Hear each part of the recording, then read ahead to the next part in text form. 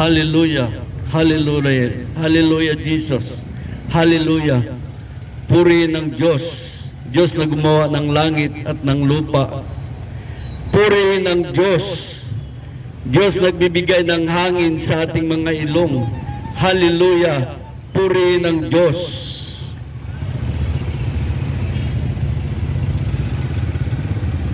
Magandang hapon sa lahat. Narito na naman tayo pang pag-aralan natin ang salita ng Diyos. Salita nagbibigay buhay, pag-asa, buhay na walang hanggan. Hallelujah. Ating pag-aralan ang pagbabalik ni Kristo Jesus. Bakit kailangan nating pag-aralan ang pagbabalik ni Kristo Jesus? Upang makapaghanda tayo. Pinaghanda tayo ng Diyos. Mga reliyon ba ninyo ay pinagpahanda kayo ng Diyos, ng inyong reliyon? Pinaghanda ba kayo? O kaya winiwili lamang kayo ng kanilang doktrina at sasabihin na malayo pa mangyayari yan? Kaya sabi dito,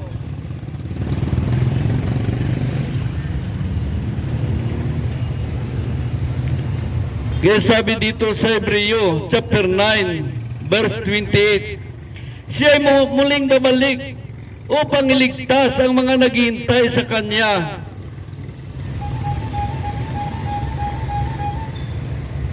Muling babalik si Kristo Jesus upang iligtas ang mga naghihintay sa Kanya, upang iligtas ang lahat na sumusunod sa Kanya sa puot ng Diyos na darating. Kaya pinaghanda tayo ng Diyos. Kaya sabi dito sa ikalawang Pedro chapter 3 verse 9, ang Panginoon na hindi pabaya sa kanyang pangako tulad ng inakala ng ilan. Hindi pa niya itinutupad ang pangako ngayon. Alang-alang sa inyo, binibigyan niya kayo ng pagkakataon ang lahat na makapagsisisi at magbalik loob sa Diyos, sapagkat hindi niya nais na kayo ay mapapahamak. Napakaliwanag, ganun tayo kamahal ng Diyos. Kaya binigay niya ang kanyang bugtong na anak upang sumampalataya sa Kanya ay hindi mapapahamak, kundi magkaroon ng buhay na walang hanggan. Kaya inintay tayo ng Diyos. Buksan natin ang ating puso, isipan. Alalahanin natin ang kabutihan ng Diyos sa ating buhay. Kahit tayo gumagawa ng kasalanan, ay patuloy pa rin sinusuplayan ng Diyos ang ating mga ilong upang tayo ay mabuhay. Hinihintay tayo ng Diyos na tayo ay lalapit sa Kanya. Hallelujah! Purihin ang Diyos. Kaya si Kristo ay muling babalik upang iligtas ang mga naghihintay sa Kanya. Iligtas tayo sa matinding puot ng Diyos. Kaya ang sabi dito, sa unang Tesalonika ay ganito. Sabi sa unang Tesalonika, chapter 4 ay ganitong sinasabi sa unang Tesalonika, chapter 4. Sabi dito, ito ang aral ng Panginoon na sinasabi namin sa inyo. Paparito ang Panginoon, tayo'y mga buhay ay hindi na mauna sa mga namatay. Sa araw na yaon, kasabay ng malakas na utos ng trumpita ng Diyos. Sa malakas na tinig ng arkanghel at tunog ng trumpita ng Diyos, bababa ang Panginoon mula sa langit. Bubuhayin muna ang mga namatay na nanalig kay Kristo Sabi sa verse 17, pagkatapos tayo mga buhay pa ay titipunin niya sa ulap at isama sa mga binuhay upang salubungin ang Panginoon sa pawirin. Sa gayon makapiling niya tayo magpakailanman. Sabi sa verse 18, kaya nga mag-aliwan kayo sa pamagitan ng mga aral na ito. Itong ginagawa natin, nag-aliwan tayo sa pamagitan ng aral tungkol sa Diyos, tungkol sa Kanyang mga aral, tungkol sa Kanyang mga saway, mga hindi niya gusto, mga babala ng Diyos. Dahil maraming mga tao dito nagkasala sa mga hindi gusto ng Diyos, sa Kanyang mga saway at Kanyang mga babala. Dahil ang sabi dito sa Mateo chapter 24, verse 27, sapagkat kung gaano kabilis gumuhit ang kidlat mula sa silangan hanggang sa kanluran, gayon din naman paparito ang anak ng Diyos. Ang sabi sa verse 29, pagkatapos ng kapigatiang iyon, magdilim ang araw at hindi naliliwanag ang buwan. Malaglag mula sa langit ang mga bituin at mayayanig ang kapangyarihan sa kalawakan. Sabi sa verse 30, pagkatapos ay lilitaw sa langit ang tanda ng anak ng Diyos at mananangis ang lahat ng bansa. Makikita nila ang anak ng Diyos na sa alapap na dumarating, na may dakilang kapangyarihan at malaking karangalan. Ang sabi sa verse 31, sa udyat ng malakas na tunog ng trumpita, susuguin niya ang mga anghel sa apat na panig ng daigdig at titipunin nila ang mga hinirang mula sa lahat ng dako. Kaya pinahanda tayo ng Diyos. Pinahanda tayo sa Kanyang pagbabalik. Dahil sa pagbalik ni Kristo Jesus, ito'y katapusan ng daigdig. Katapusan na ng daigdig. Kaya pinahanda tayo. Hindi natin alam kung kailan darating si Kristo Jesus. Kaya pinahanda tayo. Nakahanda na ba tayo? Nakahanda na ba tayo? Nakahanda na ba ang buong pamilya natin? Dahil ang sabi dito sa unang Korinto chapter 15, verse 51, pakinggan ninyo ang hiwagang ito. Hindi mamatay ang lahat, ngunit lahat ay tayo ay babaguhin. Sa isang sandali, sa isang kisap mata, kasabay ng huling tunog ng trumpita. Pagtunog ng trumpita, ang mga patay ay muling bubuhayin at di na mamamatay. Babaguhin tayo lahat.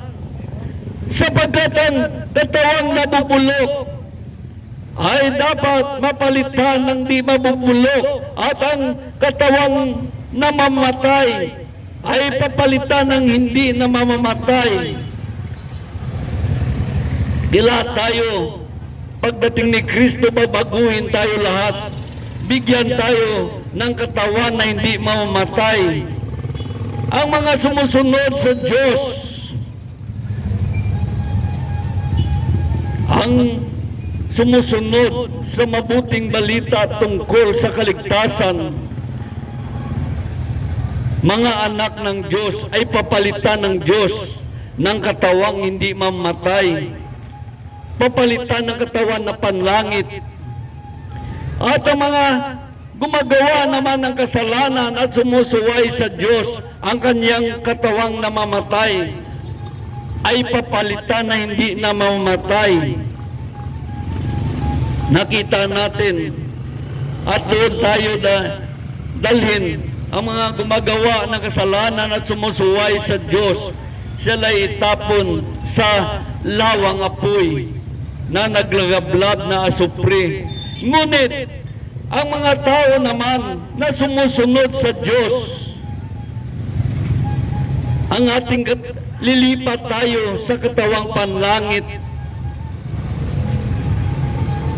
Ngunit ang mga tao na gumagawa ng kasalanan sa Diyos at sumusuway sa Diyos, ang ating katawang namamatay ay bubuhayin muli ng Diyos at tayo ay paparusahan doon sa impyerno. Kaya ito ang dapat nating pangarapin, ang katawan na panlangit. Ang katawan na panlangit, dahil yan ay regalo ng Diyos sa mga tao na sumusunod sa Diyos. Yan ay regalo ng Diyos. Dahil sabi dito sa Lucas chapter 20 verse 36, hindi sila mamamatay sapagkat matutulad sila ng mga anghel. At sila ay mga anak ng Diyos, yaman, muli silang ibinuhay. Kaya lahat na sumusunod sa Diyos ay maging anak ng Diyos. Kaya pag namatay tayo at pagbalik ni Kristo, muling bubuhayin tayo ng Diyos at lilipat tayo sa katawang panlangit at dalhin tayo ng Espiritu ng Diyos sa langit. Kaya kailangan lahat ipanganak sa Espiritu ng Diyos. Kailangan lahat ipanganak sa Espiritu ng Diyos dahil ang Espiritu ng Diyos ang magdala sa atin doon sa langit. Kaya marami mga tao di nila alam na mayroon tayong katawan na panlupa at katawang panlangit. Kaya ito katawang panlangit ang ating handumon. Dahil ang sabi dito sa Lucas chapter 17, verse 26, ang paparito ng anak ng Diyos ay matutulad sa kapanahunan ni Noe. Matutulad sa kapanahunan ni Noe. Sabi sa verse 27, noon ang mga tao ay nagsisikain at nagsisiinom, nag-asawa, hanggang sa araw na sumakay si Noe sa daong, dumating ang baha at namatay silang lahat. Kaya ang ating panahunan ay katulad ni Noe sa pagbalik ni Kristo Jesus. Kaya si Noe noon naligtas sila dahil sa arka. Ngunit ang ating arka ngayon ay ang salita ng Diyos, ang Biblia, yun ang ating arka. Arka ng kaligtasan. At si Kristo ang kapitan doon. Kaya pagamitin natin ang mga bagay na panlangit, hindi mga bagay na panlupa. Sabi dito, ang pagparito ng anak ng Diyos ay matutulad sa kapanahunan ni Noe. Noon ang mga tao ay nagsisikay, nagsisiinom, nag-aasawa, hanggang sa araw na sumakay si Noe sa daong, dumating ang baha at namatay silang lahat. Ang sabi sa verse 28 ay ganito naman, gayon din noong panahon ni Lot, ang mga tao ay nagsisikain at nagsisiinom, namimili at nagbibili, nagtatanim at nagpapatayo ng bahay. Ngunit sa araw nang umalis si Lot sa Sodoma, umulan ito ng apoy at asupre at natupok silang lahat. Gayon din naman ang pagdating ng anak ng Diyos. Kaya pinahanda tayo ng Diyos. Pinahanda tayo. Dahil hindi natin alam kung kailan darating ang Panginoon. Dahil ang sabi dito sa Mateo chapter 24 verse 36, ngunit walang nakakaalam sa araw na at oras at pagsapit niyon kahit ang mga anghel sa langit o anak man. Ang Ama lamang ang nakakaalam nito. Sabi dito sa verse 37, ang pagdating ng anak ng Diyos ay matutulad ng pagdating ng baha noong panahon ni Noe. Ang mga tao ay nagsisikain, nagsisiinom, nag-asawa hanggang sa araw na pumasok sa daong si Noe. Gayon din naman ang nangyayari sa pagdating ng anak ng Diyos. Ang sabi sa verse 40, sa panahon iyon, may dalawang lalaking gumagawa sa bukid. Kukunin ang isa at iiwan ang isa. Ito ay isang rapture na magaganap. Rapture.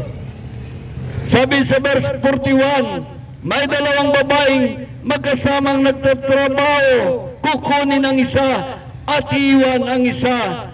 Sabi sa verse 42, kaya magbantay kayo sapagkat hindi ninyo alam kung anong araw paparito sa ang inyong Panginoon. Ang sabi sa verse 44, kaya maging handa kayo lagi sapagkat darating ang anak ng Diyos sa oras na hindi ninyo inaasahan. Pinahanda tayo ng Diyos. Siya darating tulad ng magnanakaw. Kaya sabi dito sa Mateo chapter 24, verse 3, ay ganito sinasabi, na sa bundok ng Olibos si Jesus, samantala siya'y nakaupo roon. Palihim siyang tinatanong ng kanyang mga alagad, kailan po ba mangyayari ang mga bagay na ito? Ano po maging palatandaan ng iyong muling pagparito at ng katapusan ng mundo? Ang sabi ni Jesus, sabi sa verse 4, sumagot si Jesus, mag-ingat kayo na huwag kayong mailigaw ni numan sapagkat maraming paparito sa aking pangalan at magsasabi, ako ay kay Kristo, at marami silang nailigaw. Maraming darating. Kaya kita mo sa panahon natin, napakaraming reliyon. Napakaraming reliyon na nagsasabi, ako ay kay Kristo. Kaya mga tao nalito kung sino talaga ang totoo. Kaya sila ay nanatili na lang. Kaya dapat ang mga tao, magbasa tayo ng Biblia upang malaman natin ang mangyayari sa inaharap. Dahil ang sabi sa Mateo chapter 24, verse 11, maraming magpapanggap na propita at iligaw nila ang marami. Maraming papanggap na propita at iligaw nila ang marami. Sabi sa verse 23, kung may magsasabi sa inyo narito ang Misayas o nariyan siya, huwag kayong maniwala sapagkat may mga magpapanggap na Misayas at may mga lilitaw na mga bulaang propita. Magpakita sila ng nakagigilas na mga tanda ng kababalagan upang iligaw kung maaari pati ang mga hinirang ng Diyos. Sabi sa verse 25, tandaan ninyo, pinapauna ako nang sabihin ito sa inyo. Kaya kung may sasabihin nila sa inyo, narito siya sa ilan, huwag kayong pumaroon. Kung sasabihin nila, naroon siya sa silid, huwag kayong maniwala. Kaya di doon sa Mindanao, marami diyon lumitaw na napakilala siya'y anak ng Diyos. At marami silang naligaw na mga tao. Iniligaw dahil ang mga tao walang alam sa banal na aklat, sa mga kasulatan. Wala silang alam. Kaya nailigaw sila. Kaya sabi sa Mateo chapter 7 ay ganito.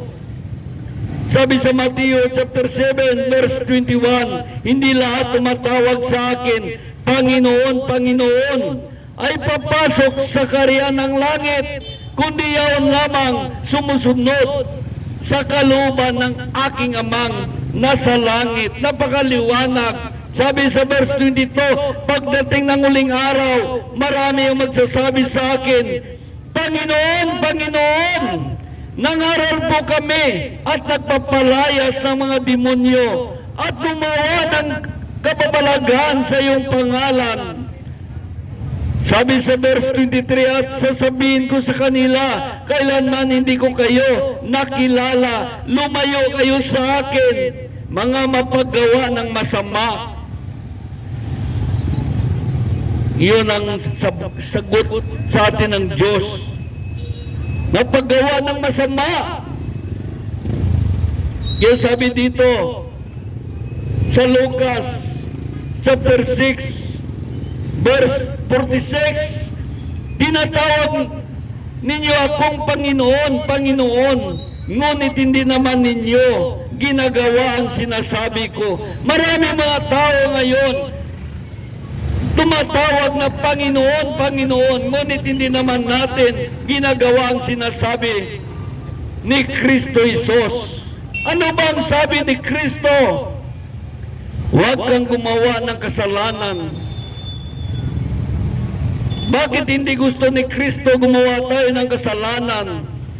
Dahil ang kasalanan ay maging adlang, parang pader sa atin at sa Diyos. Dahil ang sabi sa Isaiah chapter 59 verse 2, ang sala mo ang naging dahilan kaya hindi marinig ang dalangin mo.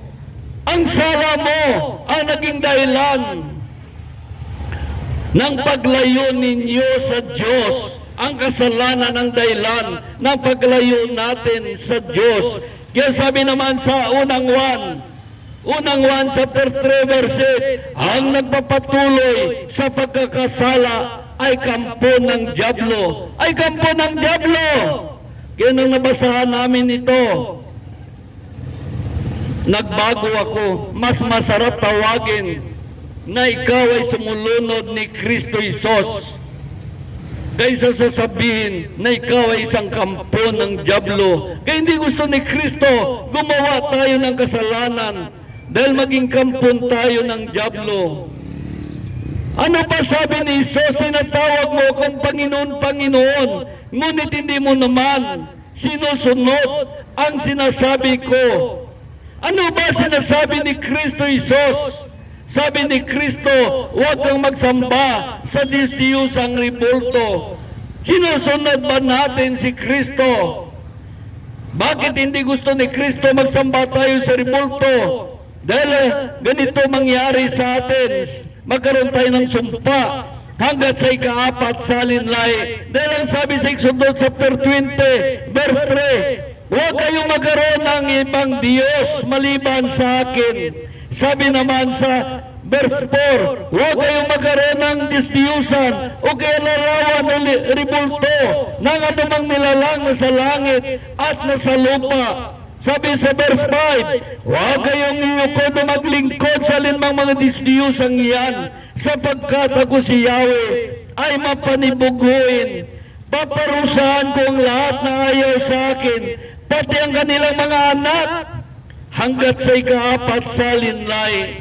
Kaya pag sumamba tayo sa rebulto, isumpa tayo ng Diyos hanggang sa ika-4 salinlay mula sa iyo, hanggang sa anak mo, hanggang sa apo mo, hanggang sa anak ng apo mo. 4 salinlay. Kaya hindi gusto ng Diyos na magsamba tayo sa rebulto. Dahil nakaraan na linggo, napag-aralan natin kung ano ang rebulto. Napag-aralan natin kaya hindi gusto ng Diyos magsamba tayo sa rebulto. May sumpa hanggang sa ika-4 salinlay. Lahat na kasalanan ng tao, siya lang ang isumpa ng Diyos. Ngunit ang pagsamba sa rebulto ay mayroong sumpa hanggang sa ika-4 salinlay. Mabigat na sumpa. Hindi pa pinanganak ang apo mo, may sumpa na. Hindi pa pinanganak ang anak ng apo mo, nag-aantay ang sumpa sa iyo. Paano kung ang anak mo sumamba din sa rebulto, magkaroon din siya ng sumpa mula sa kanya, hanggang sa anak niya, hanggang sa apo niya. Pag ang apo naman sumamba din, ganun din, kaya ang sumpa ay patong-patong. Paano tayo makaalis doon?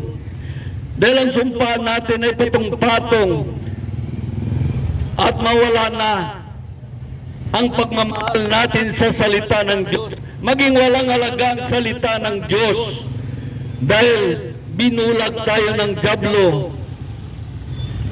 Nagkaroon tayo ng espiritu ng kalikuan, kaya hindi natin pakinggan ang katotohanan.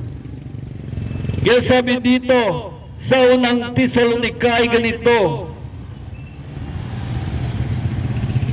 Sabi naman sa ikalawang Tesalonica chapter 2 ay ganito ang sinasabi sa ikalawang Tesalonica chapter 2 verse 9 to 12 ay ganito ang sinasabi. Lilitaw ang suwel na taglay ng kapangyarihan ni Satanas. Gagawa siya ng lahat ng uri ng himala at nakalinlang na tanda ng kababalagan. Gagamit siya ng lahat ng uri ng pandaraya sa mga napapahamak, sa mga taong maligtas sana kung kanilang tinanggap at inibig ang katotohanan. Sapagkat hindi nila tinanggap ang katotohanan, ipinaubaya sila ng Diyos na sila'y malinlang ng espiritu ng kamalian at paniwalain sa kasinungalingan, upang maparusahan ang lahat na pumili sa kasamaan sa halip tumanggap ng katotohanan. Napakaliwanag. Sa halip tumanggap tayo ng katotohanan. Kaya sabi ni Jesus sa 1 sa verse 17, italaga mo sila sa katotohanan sapagkat ang salita ko ay katotohanan. Kaya sabi dito, lilitaw ang suwal na taglay ng kapangyarihan ni Satanas. Gagawa siya ng lahat ng uri ng himala at nakakalinlang tanda ng kababalagan at gagamit siya ng lahat ng uri ng pandaraya sa mga napapahamak, mga taong maligtas sana kung kanilang tinanggap at inibig ang katotohanan. Sapagkat hindi nila tinanggap ang katotohanan, pinaubaya sila ng Diyos na sila'y malinlang ng espiritu ng kamalian at paniwalain sa kasinungalingan, upang maparusahan ang lahat na pumili sa kasamaan sa halip na tumanggap sa katotohanan. Kaya sabi dito sa verse 8, darating siya sa gitna ng naglagablad na apoy at paparusahan ang lahat na hindi kumikilala sa Diyos at hindi sumusunod sa mabuting balita tungkol sa ating Panginoong Hesus. Napakaliwanag. Kaya sabi naman sa unang Tesalonica chapter 5 verse 4 ay ganito, ngunit hindi kayo nabubuhay sa kadiliman, mga kapani kayo ng araw. Hindi kayo nabubuhay sa kadiliman, mga kapatid, kaya hindi kayo mabibigla sa mga araw na yaon na darating na parang magnanakaw. Tayo lahat ay kabilang sa panig ng kaliwanagan, sa panig ng araw, hindi sa panig ng kadiliman o panig ng gabi. Kaya nga kailangan tayo manatiling gising, laging handa at malinaw ang isip tulad ng iba. Kung gabi ay ang karaniwan ay natutulog ang tao, kung gabi karaniwan ay naglalasing, hindi tayo dapat maglasing. Yaman tayo na sa panig ng araw, gagawin nating balutin ang panampalataya at pag-ibig at helmet ng pag-asa sa pagliligtas na gagawin sa atin ng Diyos. Tinawag tayo ng Diyos, hindi upang parusahan, kundi upang iligtas sa pamagitan ng ating Panginoong Jesucristo. Namatay siya para sa atin upang tayo mabubuhay na kasama niya. Buhay man tayo o patay sa kanyang muling pagparito. Kaya kailangan natin mahalin ang salita ng Diyos. Mahalin natin ang salita ng Diyos kung nais natin dumating ang pagliligtas ng Diyos sa ating buhay. Mahalin natin ang salita ng Diyos. Dahil ang sabi dito sa 1 chapter 14 verse 15 ay ganito: kung inibig ninyo ako, tutuparin ninyo ang aking mga utos. Kung inibig natin ang Diyos, kung inibig natin si Kristo Jesus, tutuparin natin ang kanyang mga utos. Pakinggan natin ito at isabuhay. Ang sabi sa verse 23, sumagot si Jesus, ang umiibig sa akin ay tumutupad ng aking salita. Napakaliwanag. Sabi ni Jesus, ang umiibig sa akin ay tumutupad ng aking salita. Ibigin siya ng aking Ama, at kami ay isa sa Kanya, mananahan sa Kanya. Pati ang Espiritu mananahan sa atin pag inibig natin ang salita ng Diyos. Pag inibig natin ang salita ng Diyos, ibigin tayo ng Amang nasa langit. Pag inibig natin ang salita ng Diyos, ibigin tayo ni Kristo Jesus. Pag inibig natin ang salita ng Diyos, ang Espiritu Santo ay mananahan sa atin. Napakaliwanag. Kung mangyayaring inibig natin ang salita ng Diyos at inibig tayo ng Ama na sa langit, inibig tayo ni Kristo Jesus at ang Espiritu Santo mananahan sa atin. Pag dumating si Kristo, pag dumating ang rapture, tiyak mapasama ka sa rapture dahil inibig mo ang salita ng Diyos. Inibig ka ni Kristo Jesus at ang Espiritu Santo nanahan sa iyo. Kaya tiyak ang kaligtasan, itong kaligtasan, hinahanap natin sa ating mga reliyon. Ibigin mo ang salita ng Diyos. Ibigin ka ng Amang sa langit. Tulad natin, mga magulang, pag inibig natin ang salita ng ating mga magulang, inibig tayo ng ating magulang. Hindi natin sinusuway ang salita ng ating magulang. Minamahal tayo ng ating magulang. Ngunit, kung mayroon tayong anak na balasubas, lagi niya sinusuway tayo at ang ating salita ay parang tayo lamang sa kanya. Nawala ang ating pagmamahal sa ating anak. Tayo ay nalulungkot, nagagalit sa kanya, nawala ang ating pagmamahal sa kanya. Ganyan din ang Diyos. Pag inibig natin ang salita ng Diyos, ibigin tayo ng Amang nasa langit. Pag inibig natin ang salita ng Diyos, ibigin tayo ni Kristo Jesus. Pag inibig natin ang salita ng Diyos, ang Espiritu Santo ay mananahan sa atin. Mananahan sa atin. Yan ang sikreto ng kaligtasan. Ibigin mo ang salita ng Diyos.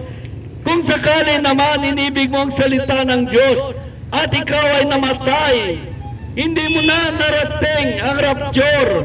Ano mangyayari sa iyo? Pag dumating si Kristo Jesus, ay ganito ang sinasabi sa Roma chapter 8 verse 11.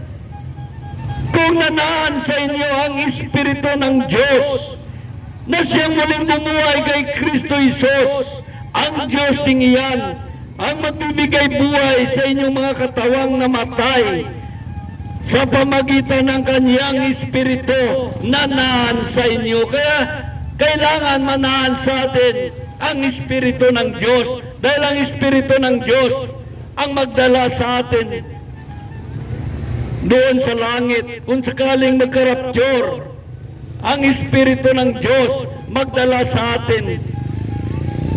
Kailangan lahat, sabi ni Jesus, huwag kayong magtaka, kailangan lahat ay ipanganak muli sa Espiritu ng Diyos. Born in Spirit. Lahat kailangan ipanganak muli sa Espiritu ng Diyos. Dahil kapag pinanganak tayo sa Espiritu ng Diyos, ang Espiritu ng Diyos ang magdala sa atin doon sa langit. Dalhin tayo sa harapan ng trono ng Diyos. Ngunit kung gumawa tayo ng kasalanan, ang magdala sa atin doon sa kapamakan hindi na ang Espiritu ng Diyos, kundi ang Espiritu ng Diablo. Kaya kailangan lahat ipanganak muli. Dahil sabi dito sa 1, ay ganito sinasabi sa 1 chapter 3. Ay ganito sinasabi sa 1 chapter 3, verse 7. Huwag kayong magtaka sa sinasabi ko sa inyo, lahat ay kailangan ipanganak muli. Lahat kailangan ipanganak muli. Dahil ang sabi sa verse 5, sinasabi ko sa inyo, ani ni Jesus, maliban ang tao ay pinanganak sa tubig at sa Espiritu, hindi siya paghaharian ng Diyos. Ang ipinanganak sa laman ay laman, at ang ipinanganak sa Espiritu ay Espiritu. Huwag kayong magtaka sa sinasabi ko sa inyo, lahat ay kailangan ipanganak muli. Dahil alam ni Jesus na lahat tao nagkasala sa Diyos, sumuway sa Diyos, ang Espiritu ng Diyos ay lumayo sa atin. Kaya maraming mga tao ngayon naglalakad sa ibabaw ng lupa, buhay ang katawan, at ang ating kaluluwa na totoong tayo nandoon sa loob ng katawan, naglalakad sa ibabaw ng lupa, ngunit ang ating espiritu ay patay dahil sa paggawa ng kasalanan sa Diyos. Dahil ang sabi dito sa Ephesians chapter 2 verse 1, noong una mga patay kayo dahil sa inyong mga pagsuway at mga kasalanan, mga patay kayo. Noon mga patay kayo dahil sa inyong pagsuway at mga kasalanan. Napakaliwanag.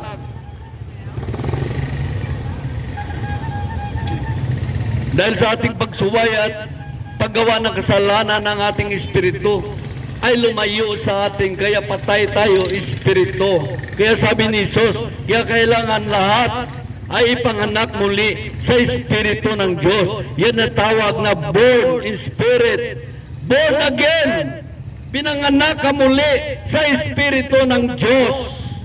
Pag pinanganak ka sa Espiritu ng Diyos, ay bagong nilalang ka na. Wala nang dating pagkatao, ika'y bago na. Bagong nilalang ka na. Dahil ang sabi dito, sa Ezekiel chapter 36 ay ganito, sa mga tao na pinanganak muli sa Espiritu ng Diyos, sila'y naging bagong nilalang, wala na dating pagkatao, sila'y bago na. Sabi dito, Ezekiel, sinabi ng Diyos kay Propeta Ezekiel, chapter 36, verse 26, bibigyan ko kayo ng bagong puso at bagong espiritu. Ang masuwayin ninyong puso ay gagawin kong masunurin. Nakita natin kapag tayo nagpag-isa kay Kristo, isa na tayong bagong nilalang, wala na dating pagkatao, tayo'y bago na, binigyan tayo ng bagong puso, bagong espiritu. Ang masuwayin nating puso ay gagawin kong masunurin, ginawa na ng Diyos, na ang ating puso ay masunurin sa Diyos. Ang ating masuwayin na puso, pinalitan ng masunurin at binigyan tayo ng bagong espiritu. Dahil sabi sa verse 27, bibigyan ko kayo ng aking espiritu upang makalakad kayo ayon sa aking mga tuntunin at masunod ninyong mabuti ang aking mga utos. Kaya tayo, pag binigyan tayo ng bagong espiritu, ay masunod na natin ang Diyos. Masunod na natin ang Diyos. Kailangan lahat ipanganak muli. Dahil sa pagbabalik ni Kristo, ang mga pinanganak sa Espiritu ng Diyos, sila'y mapasama sa rapture. Kaya pinahanda tayo ng Diyos. Pinahanda tayo dahil may darating na rapture. Hindi lang rapture ang inanda natin. Kung sakaling namatay tayo, hindi natin alam, malakas tayo ngayon, bukas namatay tayo, secured ang kaluluwa mo, maligtas. Ngunit kung hindi natin pansin ang anyaya ng Diyos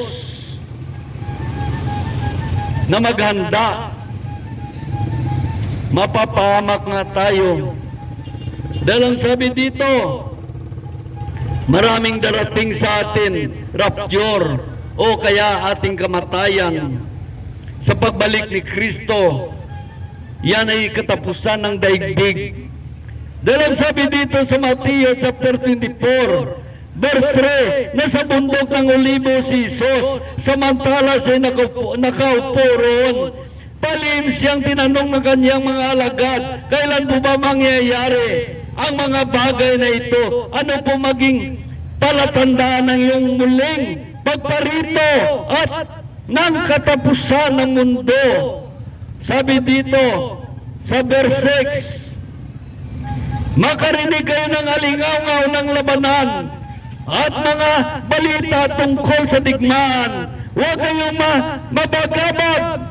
Dapat mangyayari ang mga ito, ngunit hindi pa ito ang wakas. Sapagkat magibaka ang bansa laban sa kapwa bansa at ang kaharian sa kapwa kaharian. Kita mo, dumating na sa atin ang First World War. Katapos dumating na rin ang Second World War. At ngayon, ang Third World War ay binabalibalita na parang sasabog na ang Third World War. Kaya pinahanda tayo kung sakali magkagira at isa tayo namatay.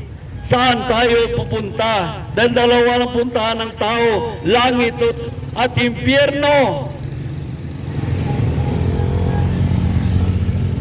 Halos nagsisimula na.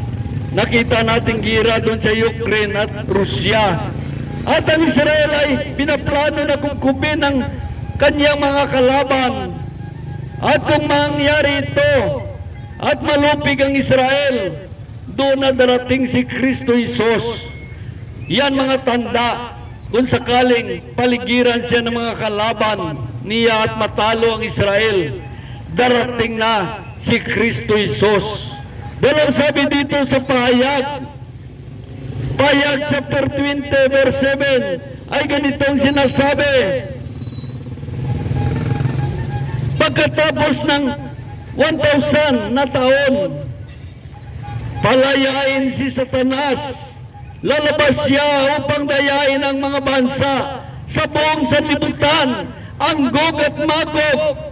Titipunin sila ni Satanas at isama sa pagkikipagdigma na nakasindami ng buhangin sa tabi ng dagat ang ukbong ito.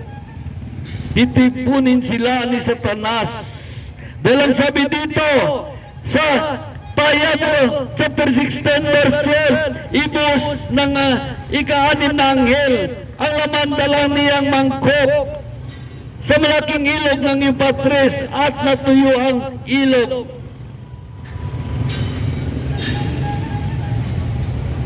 At nagkaroon ng landas para sa mga hari mula sa silangan. Kita mo balita ngayon, halos ang ilog Euphrates parang matuyo na.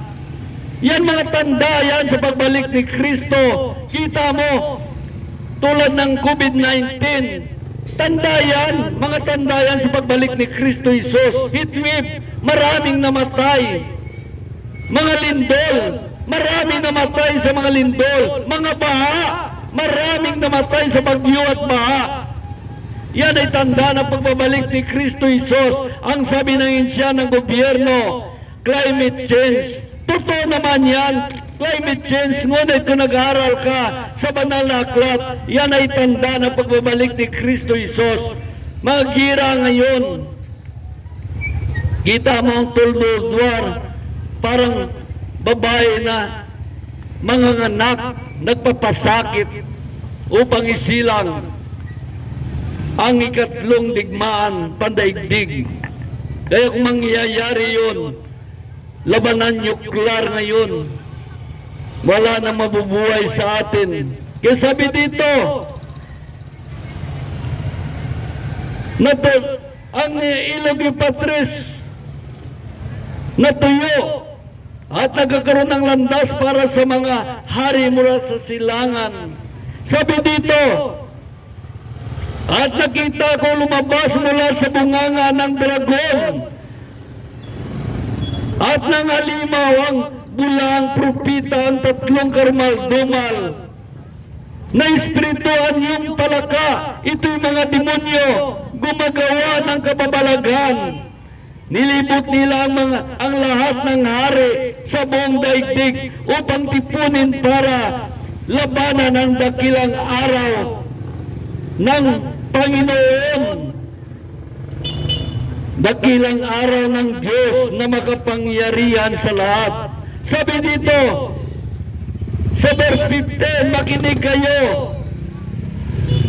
Ako'y darating gaya ng magnanakaw, mapalad ng natiling gising at hindi nagubad ng kanyang kasuotan. Hindi siya naglalakad na ubad at di mapapaya sa madla. Ang sabi sa verse 16, tinipon ng mga espiritu ng mga hari. Tinipon ng mga espiritu ang mga hari sa dakong tinatawag na Armageddon. Armageddon sa wikang Hebreo. Kaya magkaroon ng gira. Sabi dito sa Pahayag, chapter 20, verse 9, kumalat sila sa buong sanlibutan at pinaligiran nilang kuta ng mga hinirang ng Diyos at pinakamamahal niyang lungsod. Pinagutan nila ang Israel. At sabi dito, ngunit bumaba ang apoy mula sa langit at tinupok silang lahat. Kaya kapag pinaligiran na ang Israel, bababa ang apoy sa langit at matupok silang lahat. Ang sabi dito sa verse 10, at ang diablong nandaya sa kanila ay itinapon sa lawang apoy ng asupre na pinagtapunan din ng halimaw at mga bulang propita. Magkasama silang pahirapan araw at gabi magpakailanman. Ang sabi sa verse 11, pagkatapos nito'y nakita ko ang isang malaking tronong puti na nakaluklok doon na para mang langit at ang lupa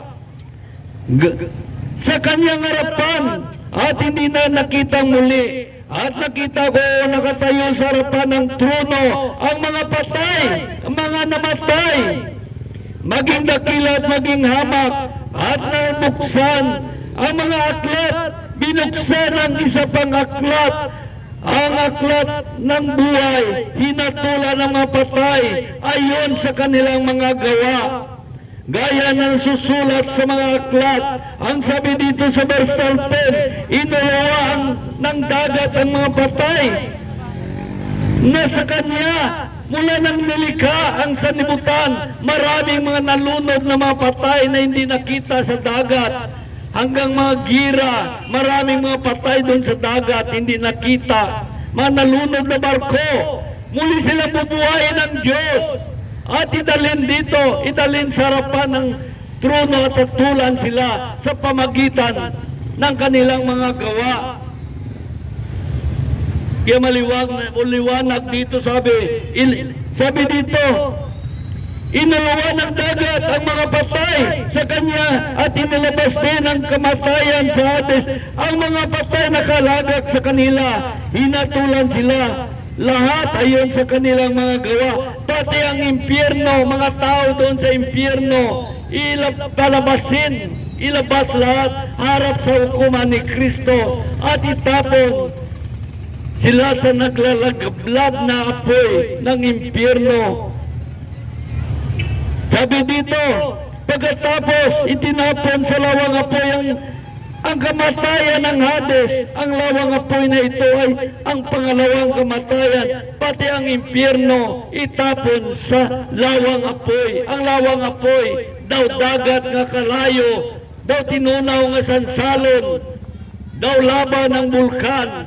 Bigyan tayo ng Diyos ng buhay na walang hanggan, walang kamatayan, at parusahan doon ng mga tao na sumusuway at gumagawa ng kasalanan. Ang sabi sa verse 15, itinapon sa lawang apoy ang sinumang hindi nakasulat ang pangalan sa aklat ng buhay. Ang mga tao na mga patay espiritual, sila itapon sa lawang apoy. Hindi nakasulat ang kanilang pangalan sa aklat ng buhay.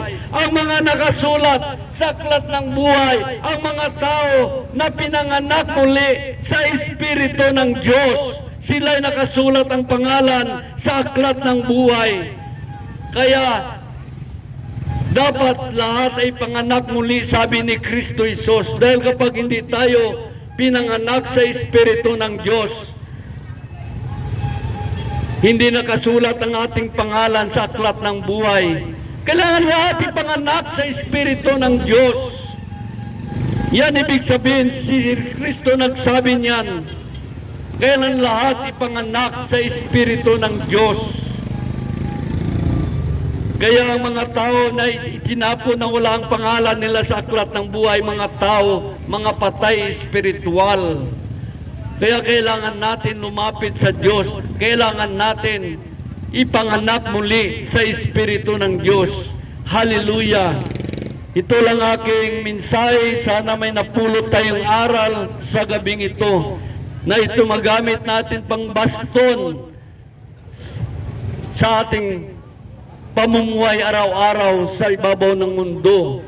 Kailangan natin sumunod sa Diyos, dahil ang sabi sa Mateo chapter 7 verse 21, hindi lahat tumatawag sa aking Panginoon, Panginoon ay makapasok sa karya ng langit, kundi yun lamang sumusunod sa kalooban ng aking Amang nasa langit. Hallelujah! Purihin ang Diyos.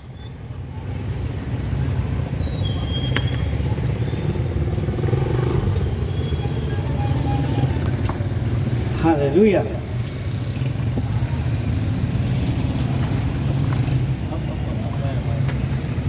Hallelujah. Puri ng Diyos. Muli po, magandang gabi sa ating lahat. Papuri-puri ang Diyos dahil inalala niya tayo. Puri ng Diyos dahil tayo ay kanyang inalala. God, Lord Jesus Christ, the Holy Spirit, remember you today. March 1, the God who is the creator of heaven and earth, inalala na tayo lahat. Kaya minabuti ng Diyos na ipadala ang kanyang salita muli sa pamamagitan ng evangelism na